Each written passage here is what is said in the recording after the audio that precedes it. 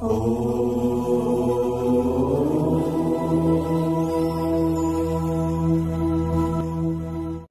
ओम स्वस्ति श्री गणेशाय नमः। ओम नमो भगवते वासुदेवाय। सधैँ जस्तै आज पनि हजुरहरू श्रवण गर्दै हुनुहुन्छ वैशाख महात्म्य। म टिका पौडेल हजुरहरू समक्षमा सदाझैँ वैशाख महात्म्य लिएर उपस्थित भएको छु। आजको नयाँ अध्याय 15औं अध्याय यानि कि 15 अध्याय भित्रको वैशाख महात्म्य कथा आज हामी श्रवण गर्नेछौँ, पूरा श्रवण गर्नेछौँ। श्रद्धा, भाव, भक्ति, विश्वासका साथमा हजुरहरूले श्रवण गरिराख्नु भएको छ। हजुरहरू सम्पूर्ण पुण्यवान हुनुहुन्छ, भाग्यवान हुनुहुन्छ। कुन अर्थमा त भन्दा यस अर्थमा हामीले अगाडि श्रवण गरिसकेका छौँ कि अहिलेसम्म हामीले जति पनि धर्म गर्यौँ, पुण्य प्राप्तिका लागि जति पनि कर्म गर्यौँ, जति पनि हामीले श्रीमद् भागवत आदिदेखि लिएर विभिन्न कथा आदि हामीले श्रवण गर्यौँ, भगवानको सेवा पूजा गर्यौँ, व्रत बस्यौँ, तीर्थ गयौँ, ती सम्पूर्ण बेकार हुन्छन् अरे जबसम्म हामीले वैशाख धर्मको पालन गर्दैनौँ। वैशाख महिनामा गर्नुपर्ने जुन धर्म छ यो धर्म हामीले गर्दैनौँ भने हाम्रा ती पुण्यहरू बेकार हुन सक्दछन्, बेकार हुन्छन्। हामीले यही श्रवण गरिसकेका छौँ अगाडि। हेर्नुहोस् त कति महत्त्व रहेको छ वैशाख महात्म्यको।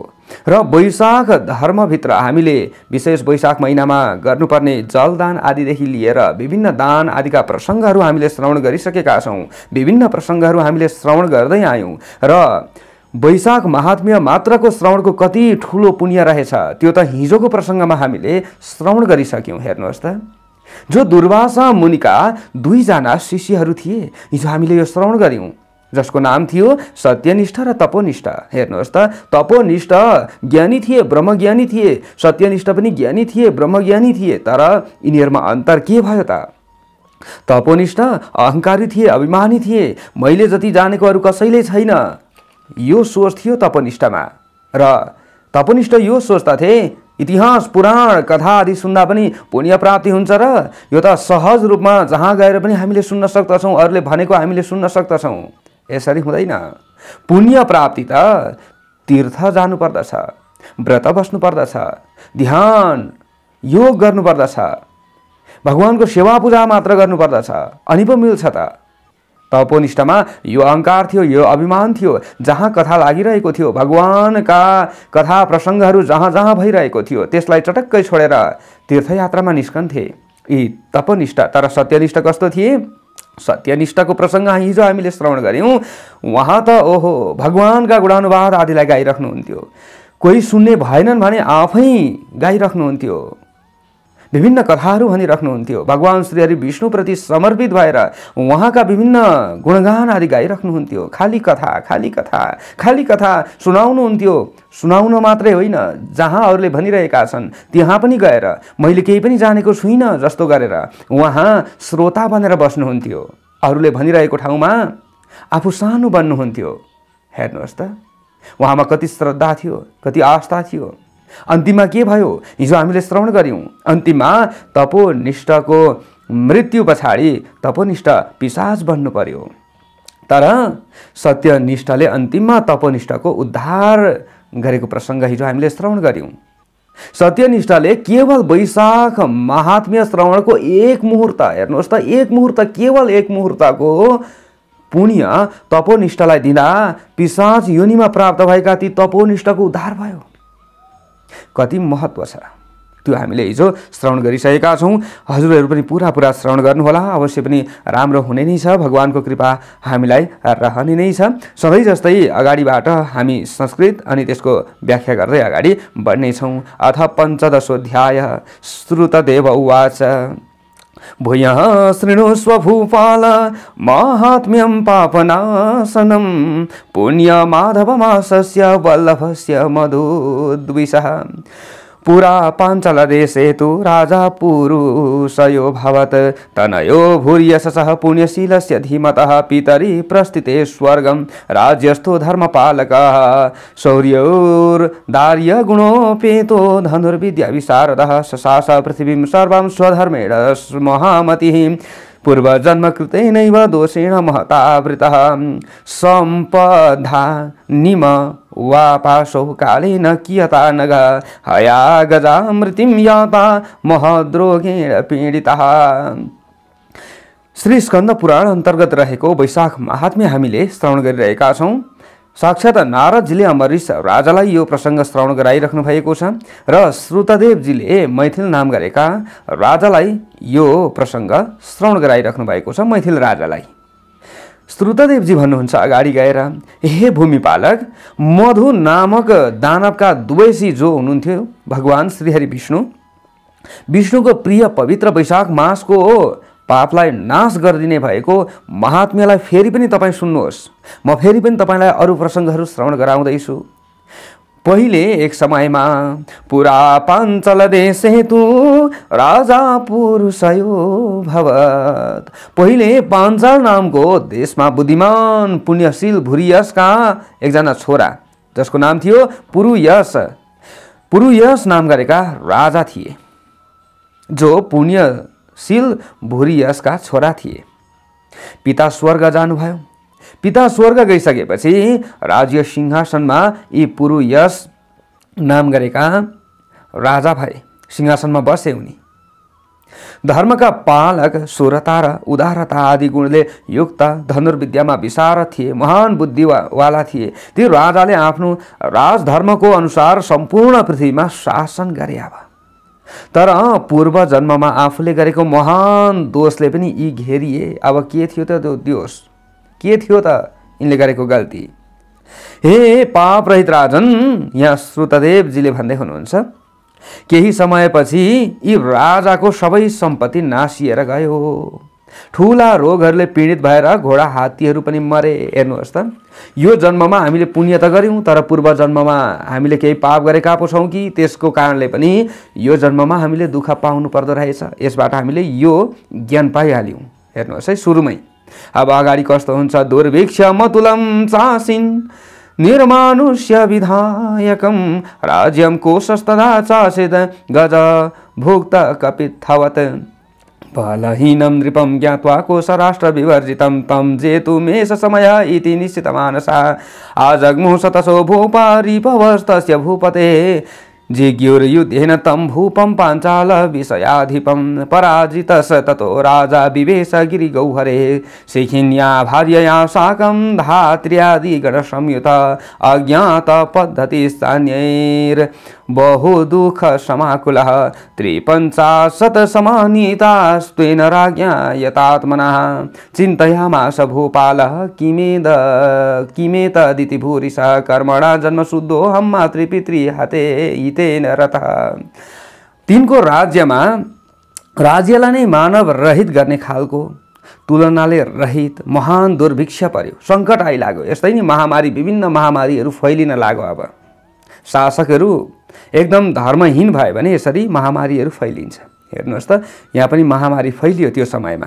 त्यस समयमा राज्यकोष र खजनाहरू हात्तीले चबाएको खोक्रो कैथ जस्ता भए, सबै सकियो। हेर त, कोष र राष्ट्रको शक्तिले रहित बलहीन भएको छ। अब यो कोष जुन थियो, कोष सबै राष्ट्रको सकियो, अब बलहीन भयो।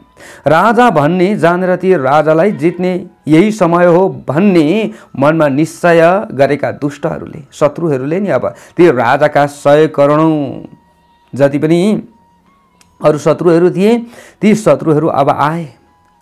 पाञ्चाल देशका ती राजासँग युद्ध गर्न आए।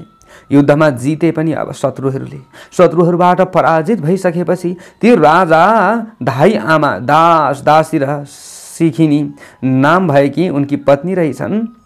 ती पत्नी शहीद भएर पर्वतको गुफामा गएर बसे बिचारा। अब हेर्नुहोस्, कष्ट भयो अब राजालाई। राजा त थिए, तर राजाले पनि यो अवस्था खेप्नु पर्यो। दशा लाग्यो, अब ग्रह दशा बिग्रियो। अरू कसैले जान्न नसक्ने मार्गबाट गएका, अति दुःखले गर्दा आकुल भएका ती संयमी राजाले त्यस ठाउँमा 53 वर्ष व्यतीत गरे त्यो गुफामा।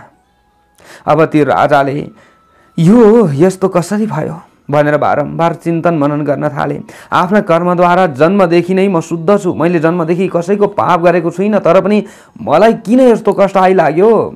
अरू माता र पिताको हित चिन्तनमा पनि म सदैव निरत छु र निरत थिएँ पनि।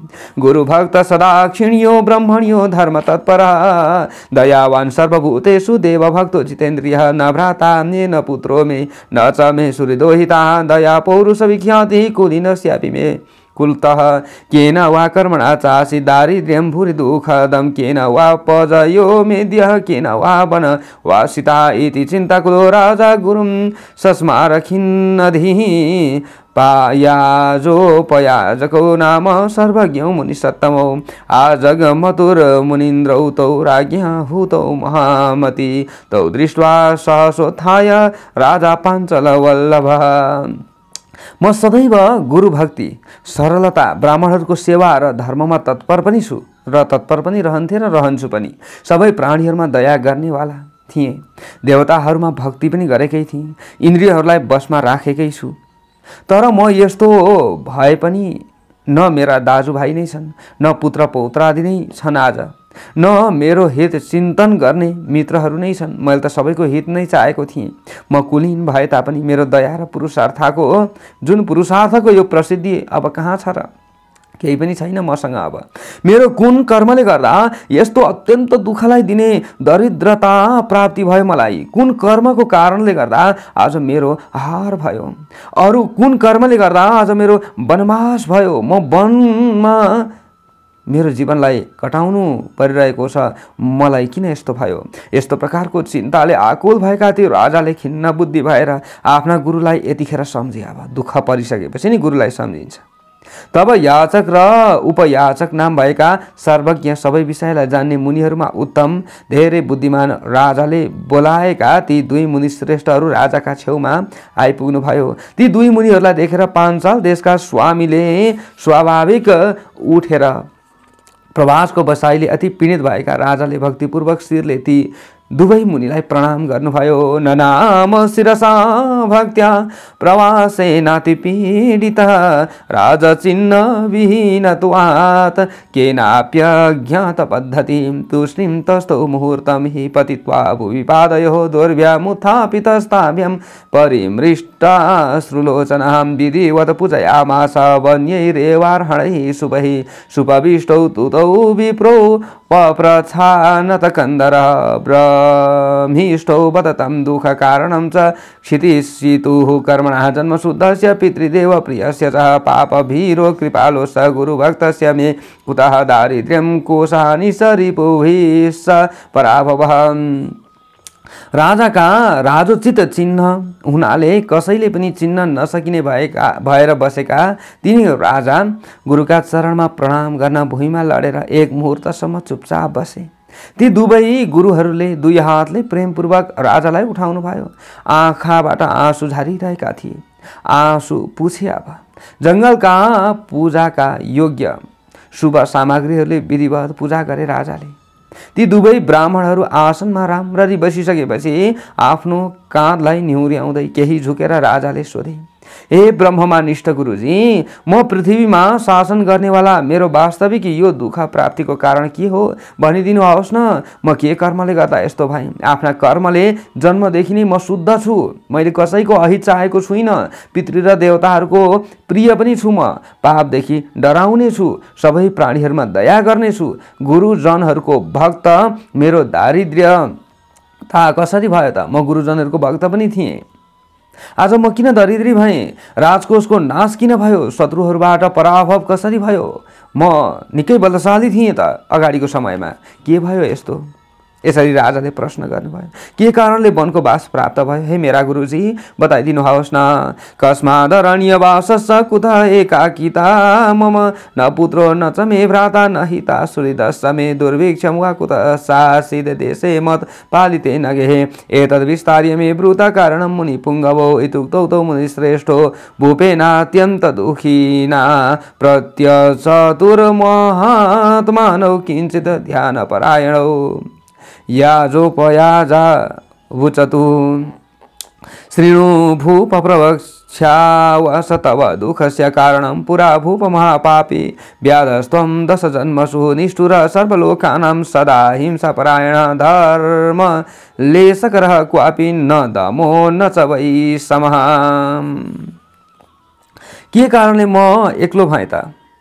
राजाले यसरी सोध्दै हुनुहुन्छ नि त। के कारणले मेरा पुत्र भाइ हित चाहनेवाला मित्रहरू छैनन्? मैले पालन गर्दै गरेको पाप रहित देशमा के कारणले दुर्भिक्ष भयो? यसरी सङ्कट आइलाग्यो, विभिन्न महामारीहरू फैलियो, विभिन्न समस्याहरू पनि भए, दुर्भिक्ष भयो। हे मुनिहरूमा श्रेष्ठ, हजुरले मलाई यो सबै कुरा कुन कारणले भयो त्यो विस्तारपूर्वक बताइदिनुहोस्। अत्यन्त दुखी राजाले यस्तो प्रकारले भनेपछि सोधेपछि ती दुई केही ध्यानस्थ महात्मा मुनिहरूले राजाको प्रश्नको उत्तर दिए। अब याज र उपयाजहरूले भन्न लागे, अब श्रीणु भूप प्रवक्ष्यावश तब दुःखस्य कारणम। हे भूपाल, हामी तिम्रो दुःखको कारण भन्दछौँ, सुन। हे राजन, पूर्वका 10 जन्मसम्म तिमी महापापी व्याधा थियौ।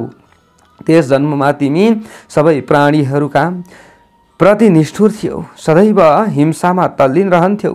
कतै लेस मात्र पनि तिमीले धर्म गरेनौ र गर्दैनथ्यौ।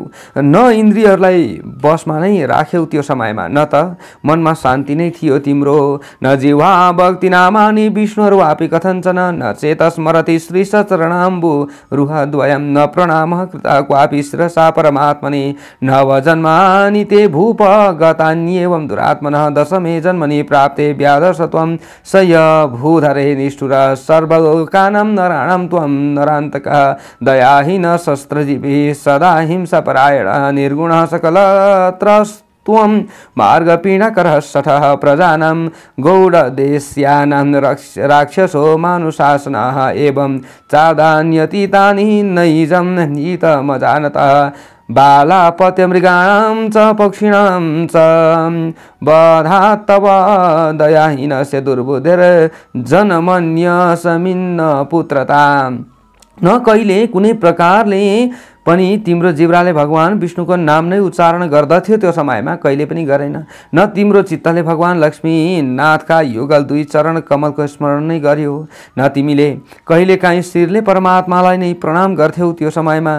हे राजन, दूषित मन भएका तिम्रा 9 जन्म त यस्तै व्याधाको कर्म गरेरै बिते। 10वां जन्म प्राप्त हुँदा तिमी भूमिलाई धारण गर्ने शय्य नामको पर्वतमा व्याधा थियौ त्यो समयमा। 10औं जन्ममा चाहिँ तिमी सबै प्राणीहरूको प्रति निष्ठुर र मनुष्यहरूका लागि यमराज नै थियौ त्यो समयमा पनि। प्राणीहरूमा दया नगर्ने, दया रहित, शस्त्रद्वारा नै जीविका चलाउने, सदैव हिंसामा तल्लीन रहने, राम्रा गुणहरूले रहित, सबैलाई तर्साउने, मार्गमा हिँड्दै गरेकालाई दुःख दिने मूर्ख थियौ।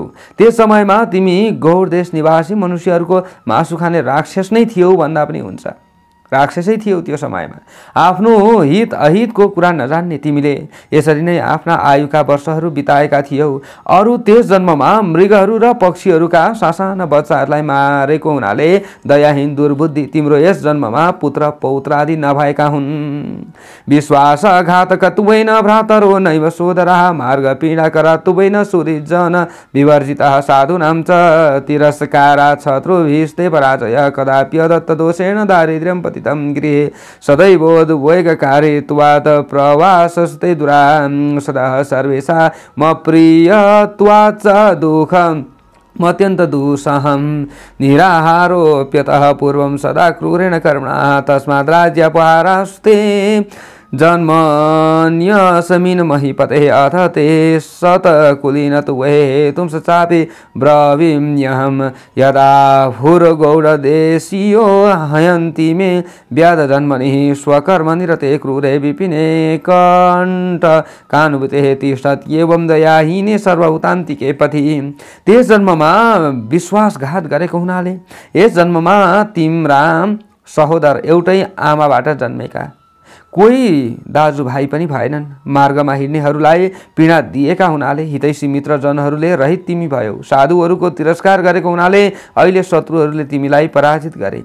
कहिले पनि दान नगरेको दोषले तिम्रो घरमा दरिद्रता आयो। सदैव प्राणीहरूलाई उद्वेगित तिमीले गर्यौ त्यो समयमा। त्यसै कारणले गर्दा दुःखदायी वनवास तिम्रो भयो। सबैको अप्रिय हुनाले सहनै नसकिने दुःख तिमीलाई भयो। पहिले सदैव क्रूर कर्म गर्यौ तिमीले, त्यसै कारणले गर्दा निराहार पनि रहनु पर्यो। हे पृथ्वीपति, त्यसै कारणले यस जन्ममा तिम्रो राज्य हरियो। अब तिम्रो राम्रो कुलमा जन्म हुनुको कारण पनि म भन्दछु। जब तिमी ब्याधाको अन्तिम जन्ममा गौरदेशीय ब्याधा भएका थियौ नि, तिमी काँडा भएको वनमा आफ्नो क्रूर कर्ममा तल्लीन भयौ। एक समयमा, त्यो समयमा दयाहीन प्राणीहरूका लागि यमराज झैँ भएर रहन्थ्यौ, बस्दथ्यौ। त्यो समयमा तिमी अरू वेश्यावा जगमतुर दैवा धनाढ्यौ धर्म पीडितौ मुनिषाकर्षणो नाम वेद वेदाङ्ग पारगः जटा चिरधर पुण्य कमण्डल परिग्रह तान् दृष्ट्वा धनुरादाय मार्गं रुद्वा व्यवस्थितः अथोधृत्य सरो वैश्यो कृत्वा छिन्न शरीरकौ तयोरेकं च हत्वा तु गृहीत्वा खलु ततपणम् अहरमहन्तो मुद्युक्ते सदुद्राव भयाद्रुतं पणं गुल्मे विनिक्षिप्य भीत प्राणपरीप्सकः कर्षणोऽपि मुनिः शीघ्रं व्याधानमृति विषं कया आतपे धावमानसन् त्रिषा धर्म प्रपीडितः मूर्छा मापगतः श्वासः संज्ञा मात्रावशेषितः दुद्रुवे च विहायैनं वैश्यो जीवन तत्परः। एक दिन तिम्रो के भयो त भन्दा दैव संयोगले गर्दा घामले पीडित भएका धनी दुईजना वैश्य र वेद र वेदाङ्गमा पारङ्गत कर्षण नाम भएका मुनि तिम्रा छेउमा आइपुगे। त्यो समयमा जटा र चिर वस्त्र धारण गरेका पुण्यात्मा धनका रूपमा कमण्डलु मात्र संग्रह गरेका ती मुनिसहित दुई वैश्यहरूलाई देखेर तिमी हातमा धनुष लिएर बाटो छेकेर उभियौ। त्यसपछि दुई बाणहरू निकालेर ती दुवै वैश्यहरूलाई छिन्न भिन्न शरीरको बनाइदियौ। तिमीले उनीहरूको शरीर छिन्न भिन्न बनाइदियौ। ती दुई मध्ये एउटालाई मारेर त्यसको सबै धन लिएर अर्कोलाई मार्न लाग्दा ती अर्का वैश्य डरले शीघ्र नै त्यहाँबाट भागे र प्राण बचाउने इच्छाले डराएर झाडीमा पैसा यानि कि धन फ्याँकिदिए। उनले आफूसँग भएका केही धनीहरू थिए त्यो पनि फ्याँकिदिए। कर्षण नामका ती मुनि पनि व्याधाद्वारा मारिने शङ्काले चाँडै घाममा दौडदै जाँदा तिर्खाले आर्त भए र घामले पनि सन्तप्त भएर किञ्चित मात्र धुकधुकिरहेका मानव श्वास गइसकेको हो कि भने झैँ भएर मूर्छित भए। अर्का बाँच्ने इच्छा भएका वैश्य ती मुनिलाई छाडेर अब भागे त्यहाँबाट।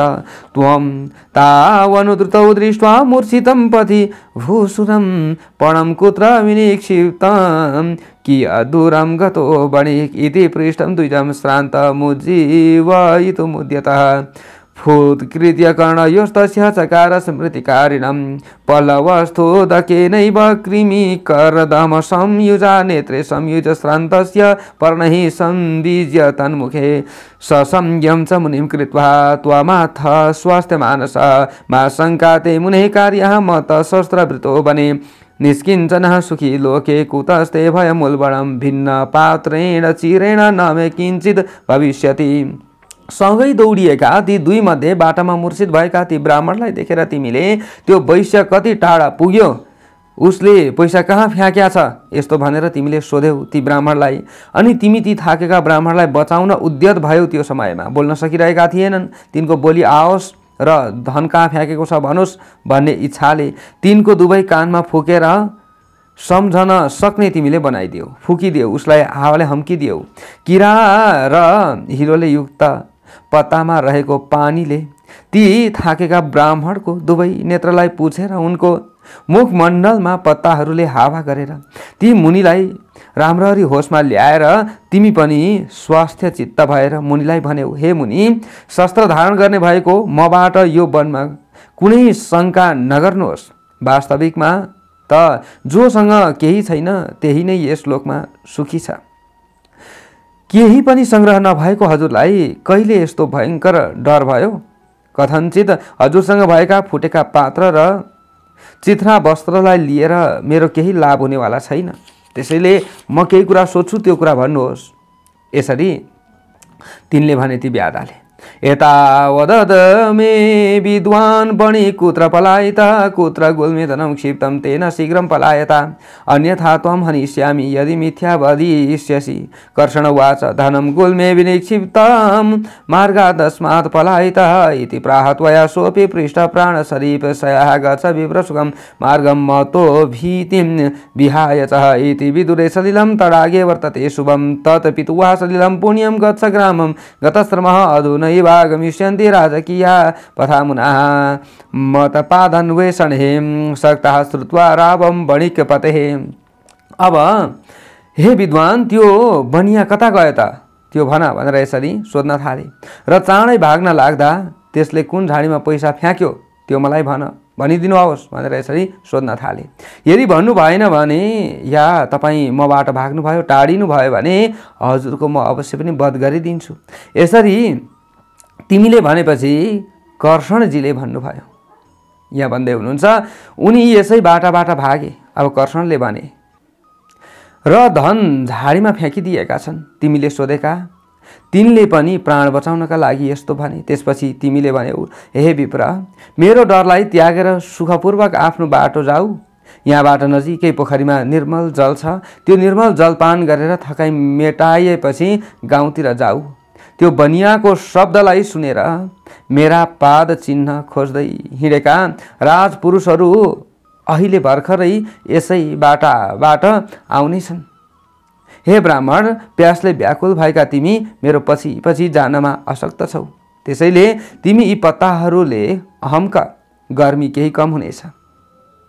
यति भनेर ती मुनिलाई पलासको स्यौला दिएर तिमी फेरि वनमा गयौ। कठोर घाम भएको वैशाख मासमा गरिएको त्यस पुण्यका प्रभावले अब के हुन्छ त्रिसार्थ मनु गन्तुं मे न शक्यं त्वं ततो द्विजः बीजयानेन पर्णेन धर्म किञ्चित् गमिष्यति तस्मै दत्वा पलासं च त्वमगात् विपिनं पुनः तेन पुण्यप्रभावेण वैशाखे धर्मनिष्ठुरे स्वकार्यार्थं कृतानापि मुनेस्त्राणाय पद्धतः जन्मासीते महापुण्ये राजवंशे तिविस्तृतेः यदि छसि सुखं राज्यं धनधान्यादि सम्पदः स्वर्गापवर्गौ यदि वा सायुज्यं वा हरेः पदं कुरु वैशाख धर्मं त्वं सर्वसौख्यमवाप्स्यसि।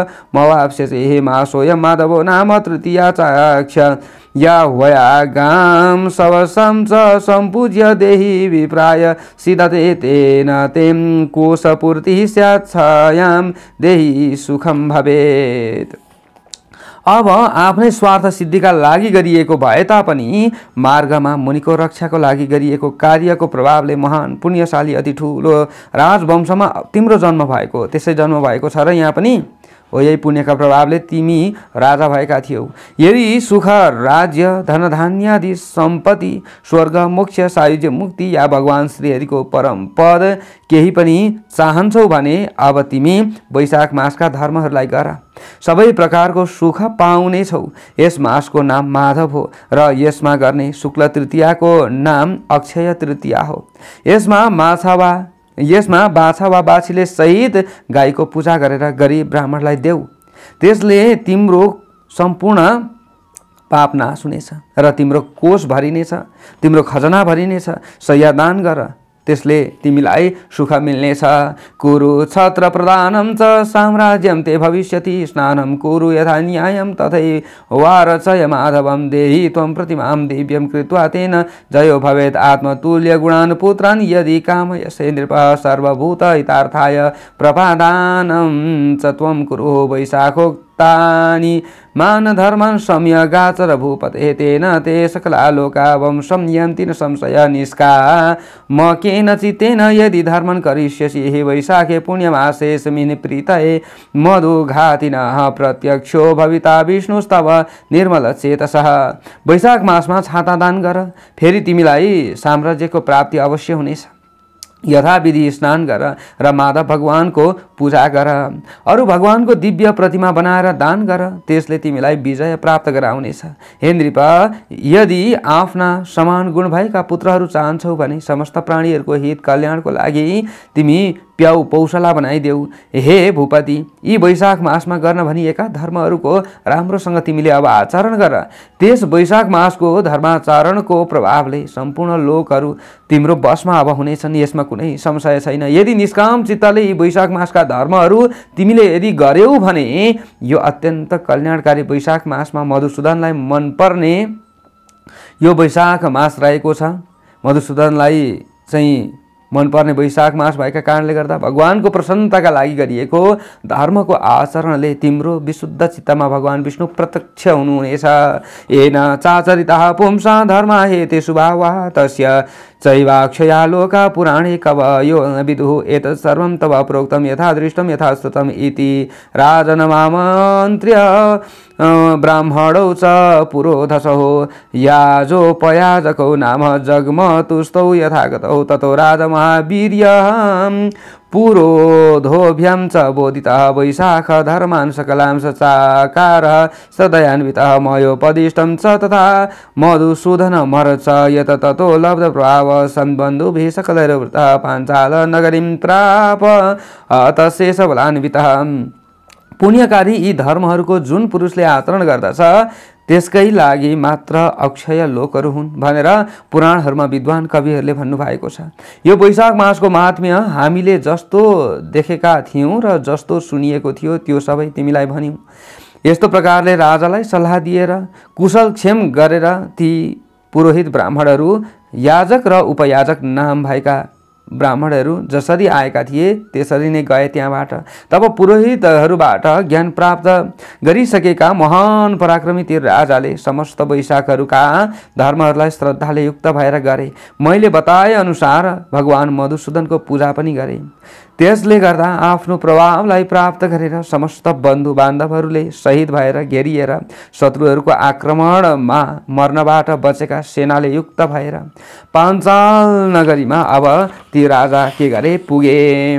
ततस्तु शत्रवो भूपा उपसृत्य च भूपते प्रवेशं च पुरेस्याथ पुनराजग्मु रुद्धताः तदा पाञ्चाल भूपेन नृपाणामभवद्रणः जिज्ञे सर्वान् महाबाहुनेक एव महारथः पलायितेषु भूपेषु नानां देशपतिष्वपि राज्यं कोशं गजानस्वन् स्वयं जग्राह वीर्यवान् अश्वानामरबुधं चैव गजानं च त्रिकोटयः रथानामरबुधं चैव दीर्घग्रीवायुतं तथा रासबाणं त्रिलक्ष्याणि प्रापयामास तां पुरीं वैशाखधर्ममाहात्म्यात् क्षणात् सर्वेऽपि भूवृतः करदा भग्नसङ्कल्पाः पादाक्रान्ता बभूविरेः सुभिक्षमतुलञ्चासिद् पाञ्चालः विषयेषु च। तब यी राजा पुराना राजाले नगरमा प्रवेश गरेको सुनेर शत्रु राजाहरू फेरि युद्धका लागि तयार भएर आए, फेरि सुसज्जित भएर। तर पाञ्चाल नरेश ती राजा र शत्रु राजाहरूको बीचमा घमासान युद्ध गर्नका लागि तत्पर भए र युद्ध पनि भयो।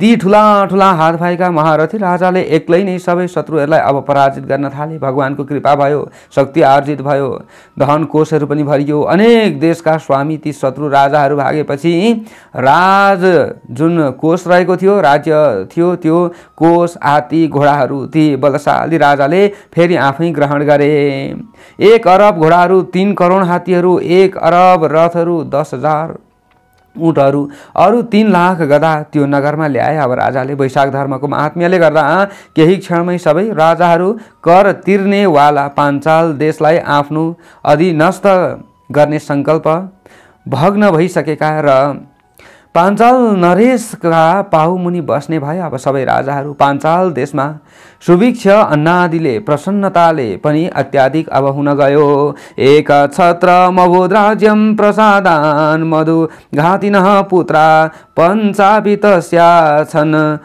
शौर्योर्दार्य गुणान्विताः दृष्ट कीर्ति दृष्ट केतुर्दृष्ट द्युम्नस्तथा वरः बीज यश चित्रकेतु स मयूरध्वज सन्निभा अनुरक्ता प्रजा शासन धर्मेण प्रतिपादिताः वैशाखस्य प्रभावेण प्रत्यक्षं तत्क्षणाद पुनः सा चकार तान् धर्मान् पाञ्चालनगरीश्वरः अकामुकेन चित्तेन प्रीतये मधुघातिनः धर्मेणानेन सन्तुष्टो भगवान् मधुसूदन अक्षय्यायां तृतीयायां प्रत्यक्षः समजायत।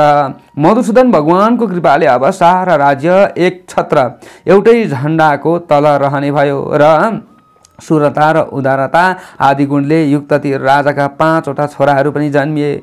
तिनीहरूका नाम थियो दृष्टकीर्ति, दृष्टकेतु, दृष्टद्युम्न, विजय र चित्रकेतु। यी 5 छोराहरू बल र बुद्धि आदिका उनीहरू भए।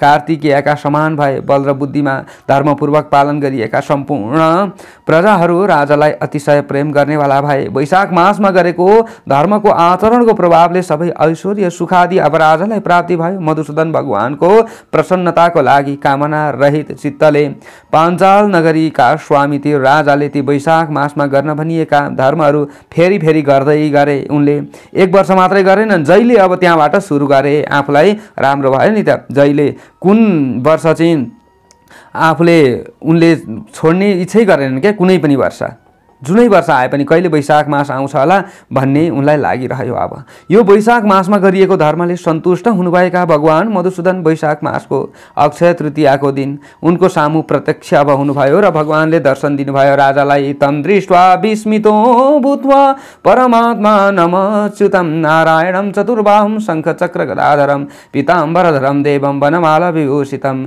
सलक्ष्मीकं सानुगं च गरुडोपरि संस्थितं निरीक्ष्य दुषां तेजः सद्यो मिलितलोचनः उत्पतन सम्पतन हर्षन् मदोन्मत्त इव भ्रमन् पुलकाङ्कित सर्वाङ्गो गलदबाष्पकुलेक्षणः तुष्टावपरया भक्त्या प्राञ्जलिः प्रणतो भुवि। 4 हात भएका भगवान श्री हरि विष्णु चारै आत्मा शङ्ख र चक्र गदा पदमा धारण गर्नुभएका उहाँ प्रकट हुनुभयो। 4 हातमा, 1 हातमा शङ्ख चक्र गदा अनि यसरी पदमा धारण गरेर उहाँलाई दर्शन दिनुभयो। कसलाई? राजालाई। आफ्नो भक्त रक्षण रूपी व्रतबाट कहिल्यै नखस्ने पर एकदम पुरुष परमात्मा ती नारायणलाई देखेर ती राजा अति विस्मित हुनुभयो। भगवान अरू कस्ता हुनुहुन्थ्यो भने पीताम्बर धारण गरेका, देवताहरूका पनि देवता, वनमालाले सुशोभित हुनुभएका, लक्ष्मीजीले सहित पछि पछि पार्षद भएका, गरुडमाथि रहनुभएका भगवानलाई देखेर राजा आश्चर्यचकित हुँदै उहाँको सही नसक्नु त्यसलाई हेरेर सहन गर्न नसकिकन तत्काल आँखा बन्द गर्नुभयो। दण्डवत गर्दै कहिले उठ्दै मत्त उन्मत्त चाहिँ भएर यताउता घुम्न थाल्नुभयो। सबै अङ्गहरू पुलकित भए। पुलकित हुनाले तातो बाफ निकाल्दै आँखाबाट आँसु झार्दै भगवानलाई प्रसन्न गर्नका लागि अत्यन्त भक्तिले गर्दा उनले जो राजा थिए राजाले हात जोडेर पृथ्वीमा लडेर प्रणाम गर्दै अब स्तुति गर्न लाग्नुभयो। राजाले भनेसम्मका 15 अध्यायको प्रसङ्ग कथा महात्म्य हजुरहरु समक्षमा मैले प्रस्तुत गरेँ यथामति। अब भोलि 16 अध्यायको प्रसङ्ग हामी श्रवण गर्नेछौँ। आजको दिनमा हजुरले पूरा व्रतकथालाई श्रवण गर्नुभयो, राम्रो लाग्यो सेयर गरेर साथ दिनुहोला। सबैको जय होस्, मङ्गल होस्। भोलि भेट्ने बाचा गर्दै म टिका पौडेल बिदा चाहन्छु। जय श्री राधे।